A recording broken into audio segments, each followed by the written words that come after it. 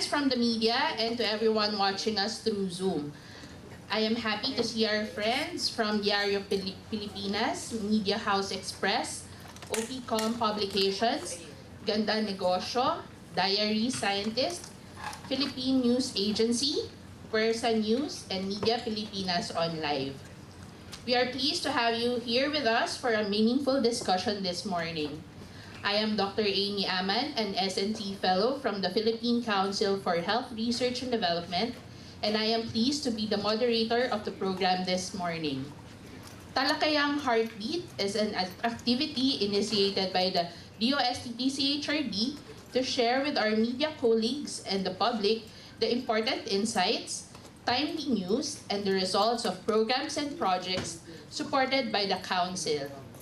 For today's session, we will highlight our partnerships in research and development that will support the establishment of the Philippine Liver Network. Once established, the Philippine Liver Network will become a hub for comprehensive and translational research on liver diseases that will promote collaboration among our academic and research institutions. Part of our strategies towards building the network is a scholarship program for Filipino researchers in Italy and an R&D partnership with the University of the Philippines, Manila. To maintain a smooth discussion, attendees via the Zoom may type their questions in the Q&A section. You may also invite your friends and colleagues to this discussion by sharing the link on the DOST PCHRD page. So for our question and answer segment, present with us today are our distinguished guests who will be tackling our initiatives dedicated to liver research and our partnership with the Fondazione Italiana Fegato or the Italian Liver Foundation.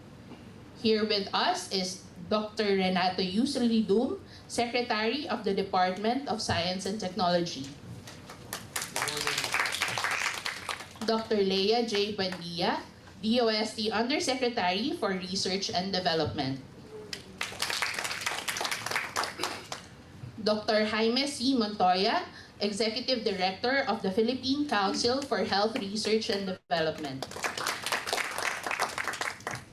We also have Professor Claudio Tiribelli, Scientific Director of the Italian Liver Foundation.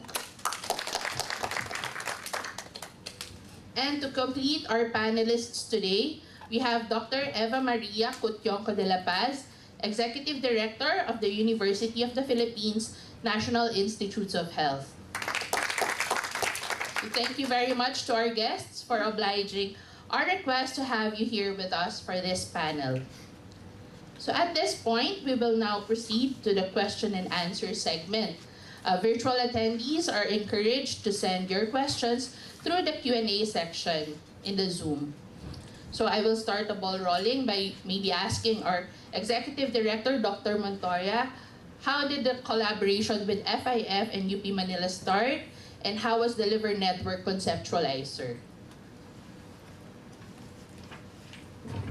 First of all, thank you for our friends from the media for being here.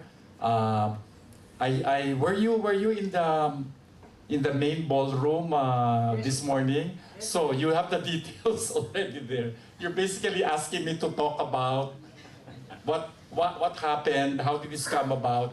It's all there. But anyway, just to make it short, we're truly happy with this partnership and agreement, tripartite agreement between the Fondazione Italiana Fegato, the PCHRD, DOST PCHRD, and UP Manila for the establishment of the Liver Network. And it is really because for so long, not much emphasis and focus was placed on liver research. Of course, we always talk about cardiovascular disease will still be there. The other systemic diseases will still be there, infectious disease. But we also have to consider that liver is now becoming an important cause of, leading cause of morbidity and mortality in the country, and we really have to address it. We have one of the highest carriage rates for hepatitis B in the region and in the world. And we hope that through the start and the establishment of the liver network, we'll be able to do more studies that will impact on delivery of healthcare, particularly for those afflicted with liver disease and infections related to the liver. Thank you, Dr. Montoya. May I invite members of the media if you have also some questions to ask our guests. But for the meantime, maybe I would now turn over to our secretary, Dr. Solidum. So, what are the benefits that the department or the country are expecting from the Philippine Liver Network po? Okay, to give a framework of my response, let me just share with our colleagues from the media the basic strategic thrust of the Department of Science and Technology, which is also aligned with a priority wishes of most Filipinos, our socioeconomic agenda of the current administration, and the long-term vision of the Philippines, plus of course the global community. The first strategic agenda that we want is to promote the human well-being, and that is that would cover also health concerns, food and nutrition, access to clean water, environment, decent shelter and clothing, and of course quality education. And second is to create wealth so that Filipinos have income to sustain their daily activities.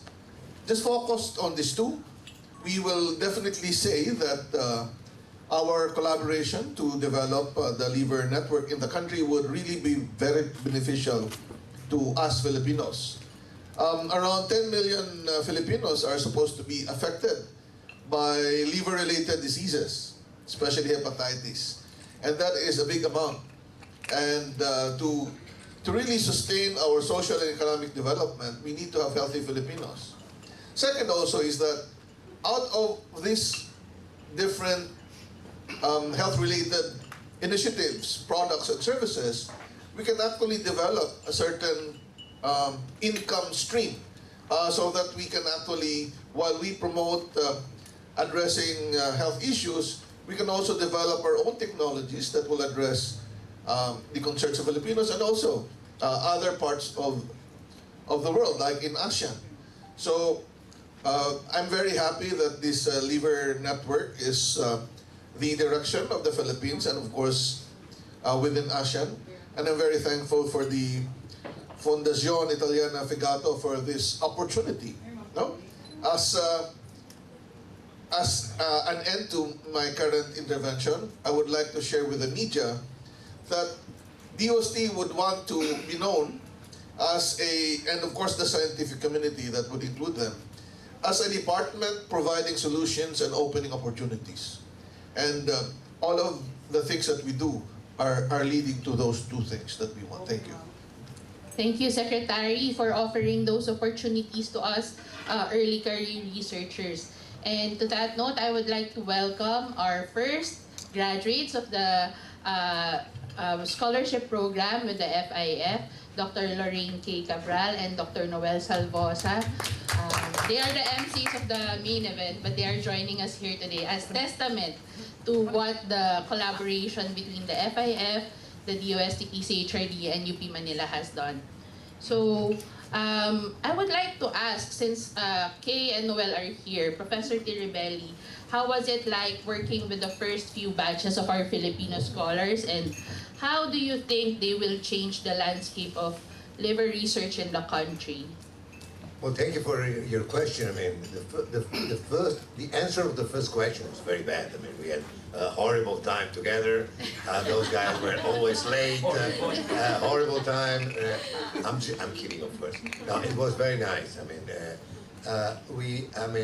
both Noel and Kay provided a new fresh air to the lab, and let me tell you that we have a lot of people still moving around. Say, where are both of them? And let me tell you something that probably you don't know. Kay was a lady able to create a club. And the club is the 51 Club. 51 is the bus, the number of the bus, going from downtown to the lab. And she created a network of people coming from all over the world, making an exchange of ideas and riding the bus. And I think this is the better demonstration of how the Filipino people are positive in life. And I think this is important. The same, of course, is true for Noel. As far as the output of their stay is concerned, we have to consider two things. Number one, they are part of DOST now personnel somehow, which is really important because show the vision of DOST and PCHRD in the future to invest money and efforts to get something in return, which is correct. And second, because both of them may be the square stone where the liver network can be really created. We need young people, we need motivated people, and then Noel, Kay, Ina, and all of the people who spend some time with us will be very important in this. Let me reiterate for the press that having the Filipino liver network created and solid and operating will be a milestone in the approach of the health needs of a country. Because this is going to be the first example in the world on a network created on an organ which really can provide an answer to what they need. And I'm going to finish with something. It is true that a lot of liver disease are due to HBV, but it's even more true that a lot of disease are related to obesity and metabolic disease. And if you have an obese patient of age 70, okay, who cares? I mean, the liver is fat, okay. This fellow is not going to die for cirrhosis, he's going to die for cardiovascular disease, whatever. But if you have an adolescent obese, the chance to have severe problems in the future are huge. And let me tell you that it's been calculated that in 20 years from now, the major indication of liver transplantation will be metabolic-related liver disease of adolescents now, and then becoming adults in 20 years. This is why we need to put a lot of effort to prevent this plague. And at FIF, we are doing a program together with the schools, and our Bernardino, who is actually the fellow we have since a few months, is trying to export this program to the Philippines. We did a lot of discussion, they did a lot of discussion with the UH, and we are trying to finalize. But I think this is important, because we need to have our kids less in front of the TV or screen, but even more running and doing exercise.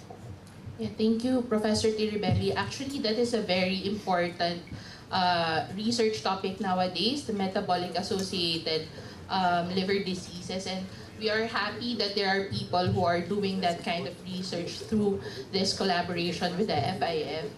I would like to turn over to Dr. De La Paz, my former boss at the NIH. So I know we face a lot of challenges doing health research in the country. What kind of support may the Liver Network accord to the researchers on liver health, and how do we plan to place our scholars from the FIF to these programs, ma'am? Thank you, Dr. Amy. Magandang umaga po sa inyo lahat. The doing research on the liver is very important. Sobra pong importante ang pananaliksik ukol sa atay. Kasi tulad po na nabanggit ni Secretary, sa modeling po nakita na mga 10% of Filipinos, so mga 10 million Filipinos can be affected by hepatitis B. Pero marami pa po tayo ibang problema. Yung alcoholic liver disease, di ba? Marami po sa ating umiinom ng alak. Pero bukod po doon, meron din pong non-alcoholic fatty liver disease that was mentioned by Professor Tiribelli.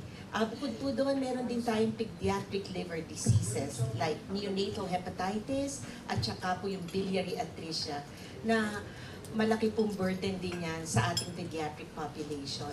So sa pamamagitan po ng Philippine Liver Network, magkakaroon po tayo ng oportunidad na first, to build the capacity of researchers within the network of academic and research institutions, clinicians, no, to be able to do liver research.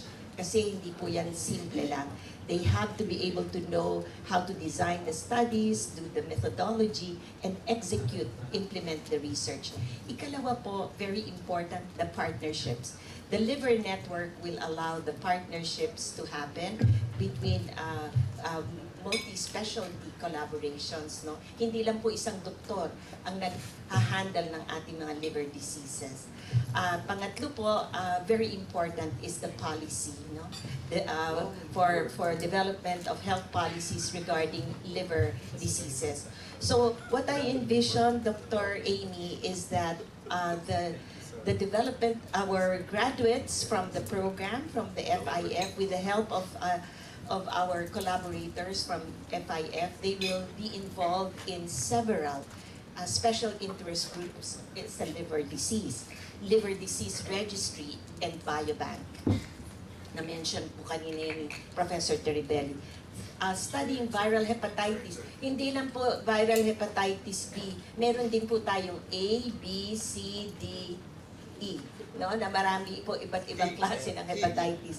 Yan pong non-alcoholic fatty liver disease, hepatocellular carcinoma, which is already the number 4 cause of cancer in the Philippines and the second cause of cancer death in the Philippines. Pediatric liver disease, tsaka po yung public health and policy. So dun po nakikita ko po kung saan papasok ang ating mga graduates of the program to help in that Philippine Liver Network. Maraming salamat po. Thank you po, Dr. De La Paz. We have some questions from the floor. Yes po. Sir, please. And then, susunod po si... Good morning po. Yeah. Ako liliwanag ng trending headlines sa Diario Pilipinas. Para pa ako kay Dr. Montoya. Sir, base sa liver center ng NKTI, umaabot sa 7,000 mahigit ang mga namamatay na Pilipinos. Do you have any collaboration between this hospital? Liver? Teka muna. You're talking of the National Kidney and Transplant Institute. We have a program, but not for the liver, for the kidney. But anyway, leptospirosis, we have a big program on leptospirosis, which of course is one of the leading causes of renal failures, particularly after the onset of the rainy season. So may ongoing po kaming programs with the National Kidney and Transplant Institute. But of course, they can be part of the liver network. What I'm saying is that because they're just specializing on kidney disease, but they also can be part of the liver network because there's such a thing as hepatorenal syndrome. So the close association, I won't go into details, but there's such a thing as when the liver fails, the kidney also fails, and the other way around. So that there is an association there. So they can also, I think they will also be part of the liver network. Thank you. Yes po, ma'am. You may use the microphone.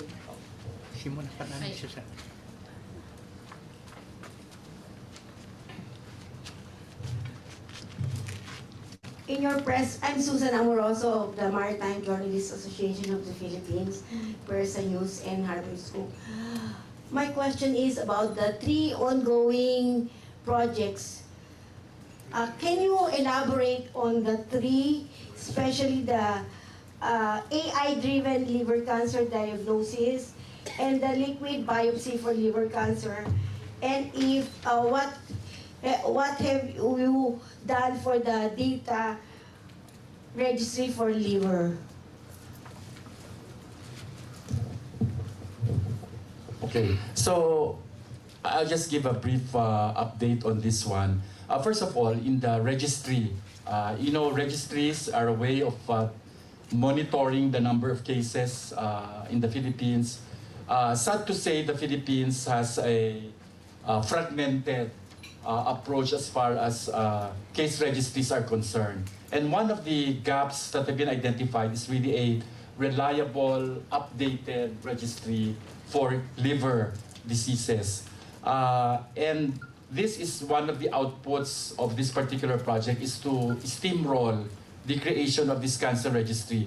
We are starting first with, for example, liver cancer, but we're also branching out into other registries. But at the end of the day, registries should be part and parcel of the delivery of healthcare. And in our discussions with the Department of Health, registries is part of the Department of Health. It is not under research. But if there are unusual trends or increasing cases, research can enter the picture by looking at why this is happening. But registries are not considered part of our research initiatives because it is really part and parcel of healthcare delivery. In other words, we cannot deliver healthcare services for liver patients if we don't have a baseline. We don't know what we're starting from. But this is actually a way, and this will stimulate, and in fact, the DOH will eventually adopt this particular registry. Kami lang yung nagsisimula, pero magpapatuloy nito ay Department of Health. No, lilinawin ko lang kasi hindi po yan function ng DOST nor even of the council. The second one is yung sinabi niyo yung yung aspiration. It's just really a way of how do we actually diagnose diseases of the liver, and one of that is actually improving or enhancing the aspiration procedures that we do. And sometimes kasi people have an aversion to having a liver biopsy. But actually it's just like, having a biopsy from other organs. It's just that people have this impression that when you have a liver biopsy, it's big deal. Like it is going to be risky for the patient. But having said that, we are talking from the point of view of diagnostics and what we can learn from doing this procedure, and that study will actually help us have a better understanding of developments in this particular field. So, and then the last one is the mention about the AI-driven integration of genomic, ultrasound, serum biomarkers, and kidney data for the diagnosis of liver cancer. Again, just to be brief about it, it's just a way of looking at new methods of diagnosing liver cancer. Because in the Philippines, and I'm sure Professor Tirabelli knows about this as well, it's a common problem in most countries. Liver cancer is usually diagnosed when it's already late. And we want to have diagnosis of liver cancer very early on. Because if we have a delayed diagnosis of liver cancer, the prognosis is lower, the chances of cure is actually lower.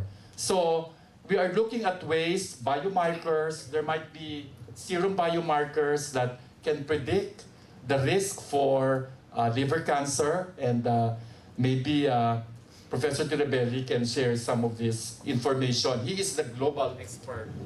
I'm not a global expert. I think that one issue we need to realize is that, and this goes back to the issue of the register, we cannot screen all the population. We need to focus our screening in terms of money, resources, and infrastructure to those people really at risk to develop the disease. I'll give an example. If we screen for diabetes, we know that to screen the diabetes is important to have a history of the diabetes in the family, overweight, and hypertension. Then I screen for diabetes. But if I have lean patient with no history, why should I screen? Because so now, if I know that there is a risk of developing liver disease and cancer, then I can start a screening.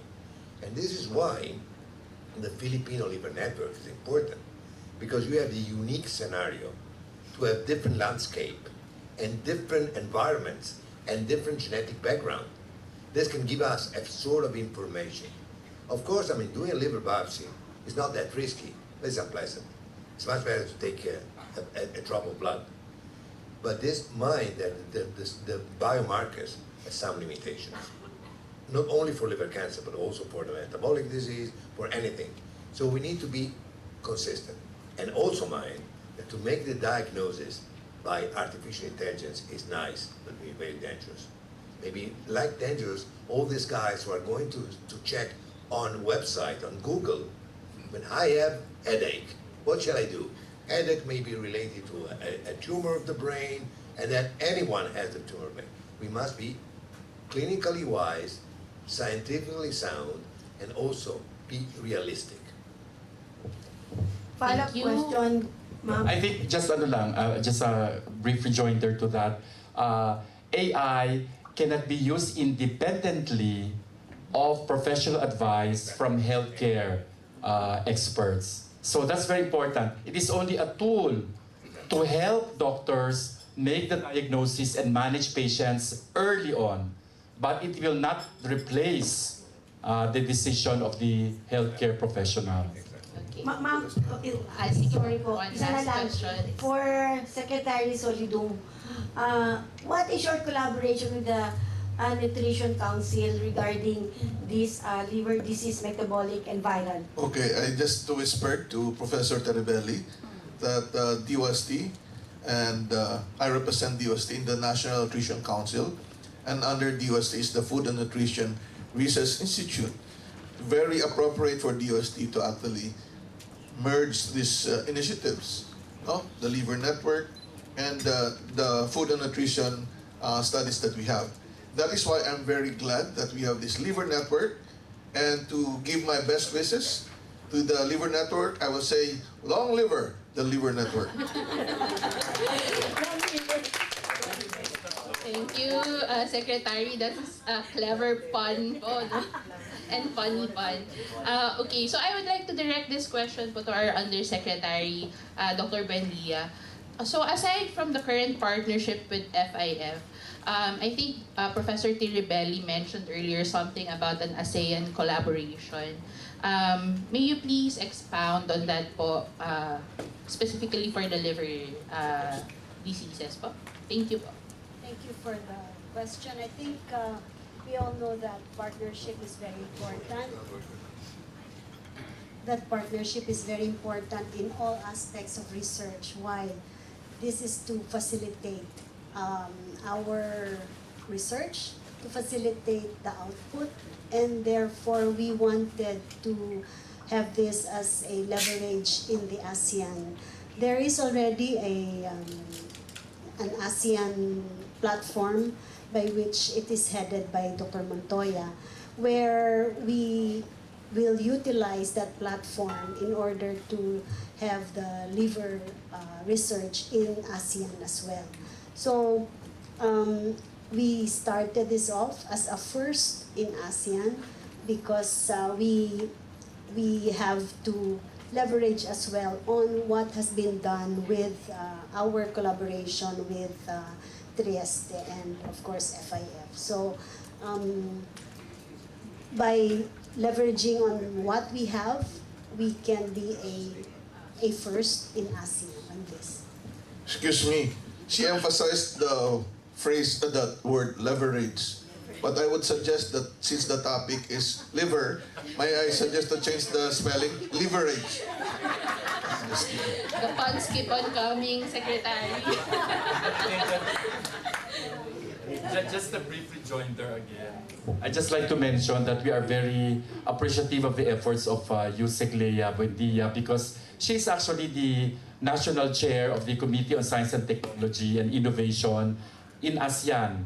And she was the one who actually sponsored and really defended our proposal in the ASEAN Committee on Science, Technology, and Innovation. That's why tinatanong siya about the ASEAN kasi siya yung nakaupo doon. Thank you. Yes po. If any questions. Good morning, everyone. I'm Philip from the Travel and International Maritime Magazine, e-magazine.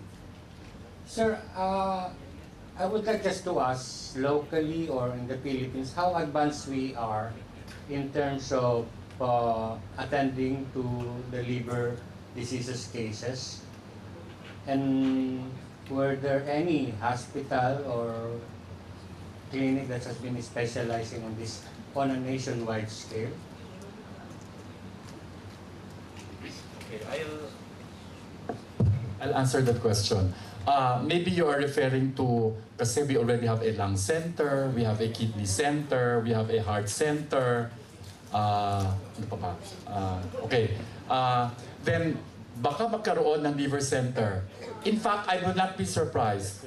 If we have the Philippine Liver Network and it's functioning and the Department of Health will see the wisdom of having one, then we are happy to have that. In fact, it is not inconsistent with the objectives and the goals of the current administration. In fact, in one speech, no less than President Bongbong Marcos actually mentioned about the need to create centers of excellence in different specialties. And in fact, if I'm not mistaken, liver is in the roadmap. That is why this is a very good start for that thing to happen. So there are services being provided. Having said that, it doesn't mean that we're not taking care of our liver cases or patients. We are taking care of them, pero wala pang specialty center. We have liver specialists. They're actually in different hospitals, and usually the management of liver cases is also multidisciplinary. You know, I'm an infectious disease specialist, so I also co-manage, infections of the liver with the hepatologist. And we also know that, and I don't know if you know, that the first vaccine, and maybe this is a food for thought, the first vaccine that was ever developed and successfully prevented cancer is actually a hepatitis B vaccine. See? Just to situate kung gaano ka-importante ang liver, not many people know that it's the very first vaccine that prevents cancer. It is the hepatitis B vaccine, because if you are a carrier of hepatitis B, you are at risk for developing liver cancer. No? So, binanggit ko lang yan just to interest everyone that the liver is very important, and that in fact there's already vaccine that is available to prevent the development of liver cancer. I mean, although there are many causes of liver cancer, but this is a major cause, at least in the Philippines. If I may add one thing, I fully agree that we need a specialized center. But mind, we don't have to have all the patients treated in that center. We don't have patients traveling around. We need to bring what we know there. And the center may be the reference point. If I have something very special, say, what shall I do? We need to remove as much as possible the so-called the travel of hope. I mean, in Italy, we have a flow of people from the south going to the north, because in the south, the health is not that good as in the north. So what they do, they go from south to the north. And this is very unpleasant. It's very costly. It's very, it's difficult to organize. So what we need to do is to have information going from the center to the periphery and back. And this is, think about the Asian program. Think about to have informations moving all over the Asian country. It's going to be astronomical. It's going to be bingo. This is the future. This is why we need to do the ASEAN program started as soon as possible, because we are losing time. Dr. Eva? May I add, sir, that one of the big tasks that the Secretary, Secretary Tulidum, Executive Director Montoya, and Yusek Buendia, the main task that they have given me at the National Institutes of Health is to set up a center for liver research. Because we're just right next to the Philippine General Hospital. So research and clinical care will go hand in hand.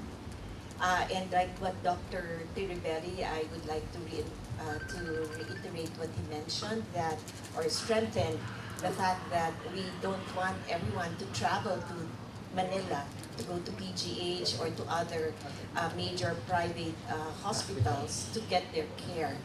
The Philippine Liver Network will hope to make all our regions equipped with people who can do the clinical care as well as help in the research. there are still a lot of gaps in the research for liver diseases, including epidemiology.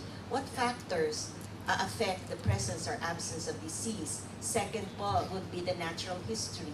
Third will be diagnostics. We're now doing some work in Tarlac on a community basis, like how do we diagnose cases of hepatitis in the community to prevent the long-term implications of having hepatitis B, like liver cancer. So all those they have to come together in collaboration, in partnership with many people, both in the clinics as well as in research. Thank you po. Thank you po, Thank you very much Dr. po. Eva. Opo. I would like to direct this next question po to Yusek Buendia po. So, what is the kind of progress that you envision for this partnership with FIF in a few years? So, ano po yung mga sa tingin natin mabibuild natin further from this partnership? Well, aside from the capacity, aside from the capacity that we have started with FIF, I think more than that, we are now gaining the fruits of that capacity building program by having our scholars who graduated come back and serve the country. I think that is a major impact in the liver research.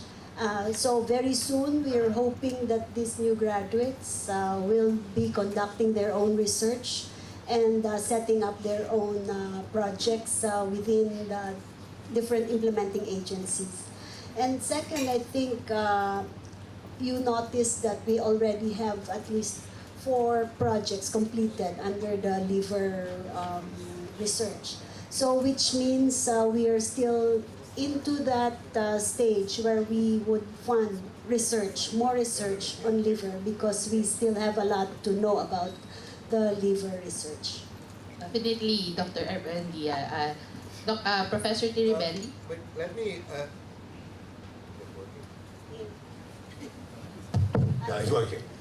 Let me try to add something to this important idea and points generated by the Vice Chancellor. We must realize that what we're doing here in the liver network is not just basic research, it's translational research. And translational research means I see a patient with a problem, I go to the lab, I using cells, whatever, try to answer or to solve the problem, and then go back to the patient. This is translational. And let me tell you something which in my opinion is the future. Now the hepatitis B is almost gone. We have a vaccination and in 20 years it's gone, luckily. Hepatitis C is no longer present. We had a spike of hepatitis C, but now it's declining. What is booming now is the metabolic syndrome. It's related to the fact that we eat too much and we exercise too less. And again, for adults, there's no problem. But for a kid or an adolescent, this is the key issue. And we need to invest a lot of effort to do this. And I'm glad that, the food program, the food and nutrition is under the DOST. Because as soon as we'll be back in Trieste, I'll ask Bernardino to contact the DOST and then start to replicate the program we have with the schools in our region. We'll say, okay, what you eat, how much you exercise, and then try to do this. The cost is almost zero, but the outcome is great. So we can start with a pilot school somewhere, and then export all over the country. In Italy, the percentage of obese children in the south of Italy is 25%. Yep.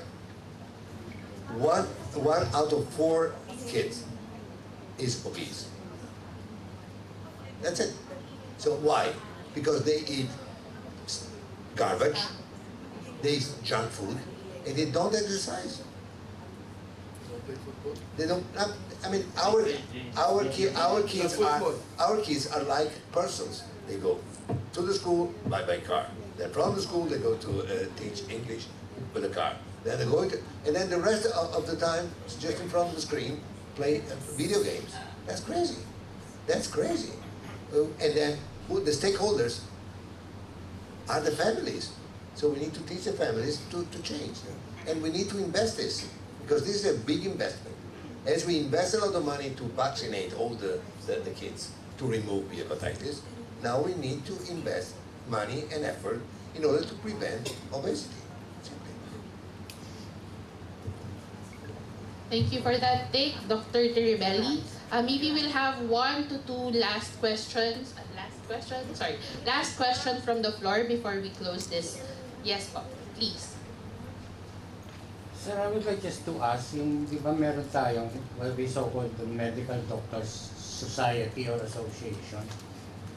Because recently there was a big event related to cancer, which is held at the Novo Hotel last month or the other month, the Philippine Cancer Society. But in my experience of covering events ko, I haven't attended any conference or events related to liver. Wala po eh. Just today. Wala pa ako nakita. Even with the medical group, they have the Philippine Heart Association, that they have the Philippine Cancer Society.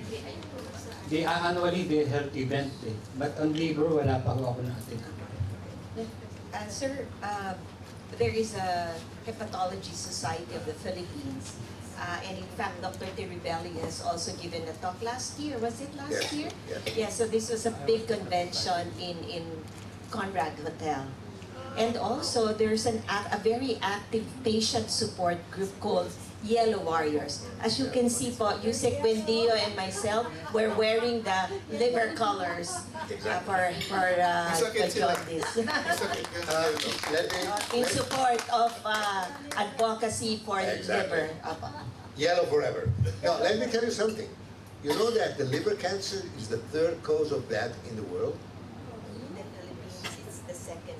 And we are investing correctly a lot of money in prevention of prostate, prevention of breast, prevention of pancreas, prevention of thyroid.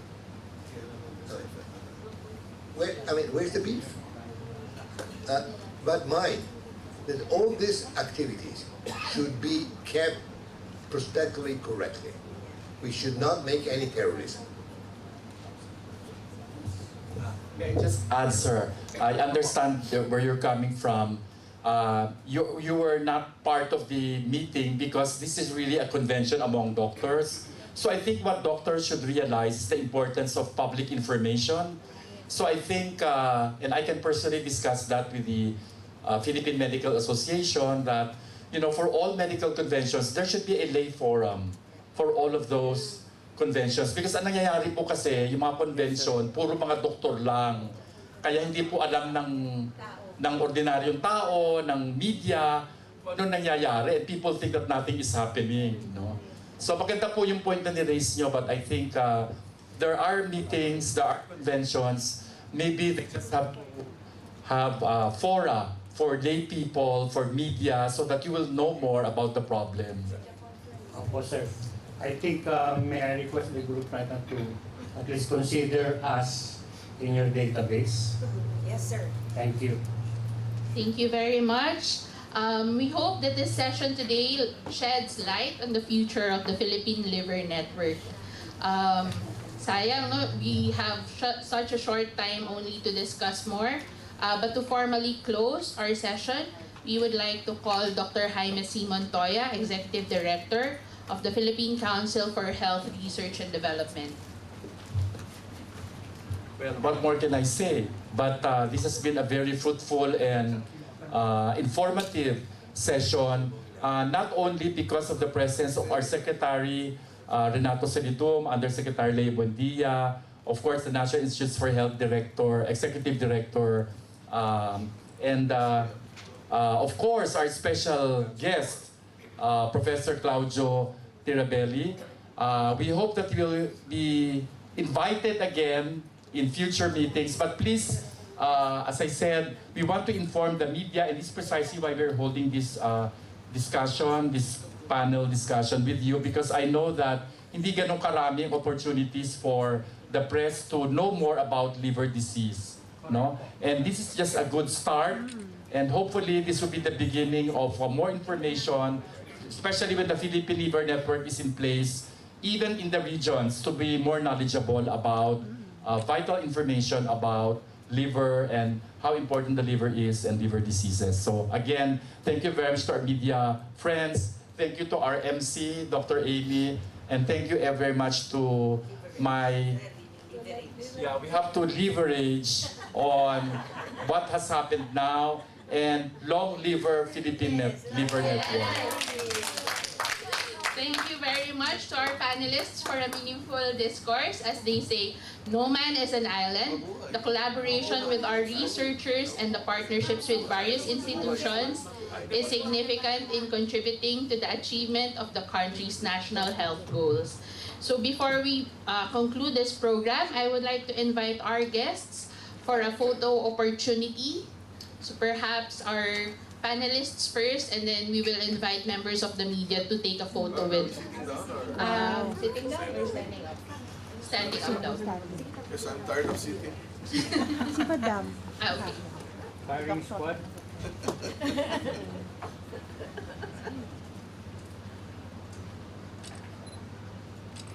Part of DOST's strategic agenda is governance, and science communication is one of it.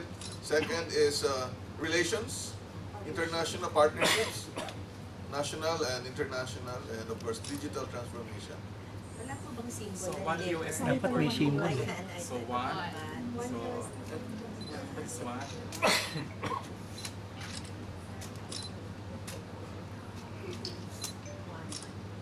And heart. Kasi heart stands for health, research, technology. So heart. I thought heart is bigger this way. Bakto kasi yun. Like this? Yeah, okay. Ah, ganon din. Sorry, sapang dito daw. Sorry. Ganyan. Sa back burger. Sa pa.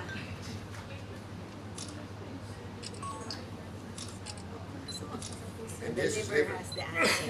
This is liver. Ano ba liver? Oh, liver. Yeah. Like this. You see? Ah, Secretary, like right.